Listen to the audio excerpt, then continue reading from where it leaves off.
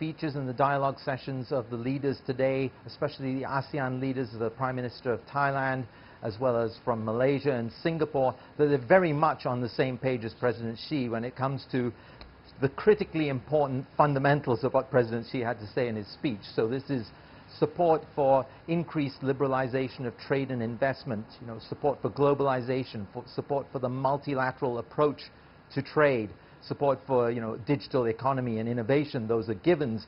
Strengthening supply chains. I think it's safe to say that almost all the APEC leaders would be on the same page as China and President Xi when it comes to these matters, and that the odd man out, as you mentioned, has been the US. And this became very clear from the first APEC meeting that Donald Trump, the first and only APEC meeting up till now that Donald Trump attended, which was in Vietnam in 2017. When he made a speech that was basically repudiating multilateral trade deals, big trade deals like the Trans-Pacific Partnership or the Regional Comprehensive Economic Partnership, and pushing for bilateral trade deals.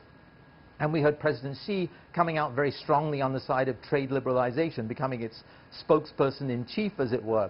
And that trend has continued over the past 3 years to the frustration of many of the APEC leaders. We heard Prime Minister Lee Hsien Loong of Singapore saying as much, saying that effectively it has slowed down all the progress that APEC has been trying to make due to the fact that the Trump administration doesn't believe in this multilateral approach and sees trade not as a win-win scenario but as a win-lose one.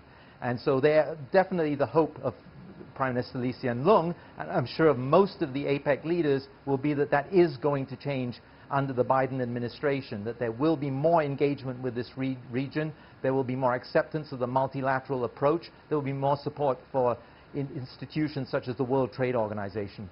So we should get an even clearer idea of things when leaders meet tomorrow. So that's scheduled, the APEC leader meeting for tomorrow. What should we watch for then?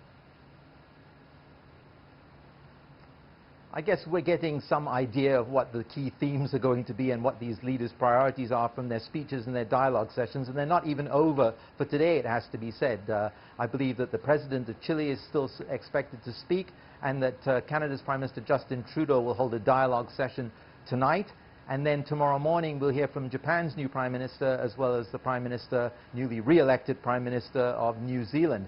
And then we'll have to wait for the night time for the leaders' meeting. Now, unfortunately, when it comes to the leaders' meeting, we'll only be allowed to listen to the opening statement and then the closing press conference. What goes on behind closed doors is going to be a bit more of a mystery. The question is, how much can they come up with that is really concrete? What is it that binds APEC together? It's essentially that they share an ocean. That is a pretty loose basis for a union of a sort that APEC sort of aspires to. When you look at a region like ASEAN, it struggles to come up with concrete outcomes from these forums that it holds each year. So it's even more difficult for a region like APEC that spans Asia and the Americas as well. So if there was ever a time that they should be coming up with something concrete, with a bunch of concrete conclusions, it's now, of course, as they try to emerge from the pandemic. So that great incentive to go beyond rhetoric, to go beyond promises, and get down to something really concrete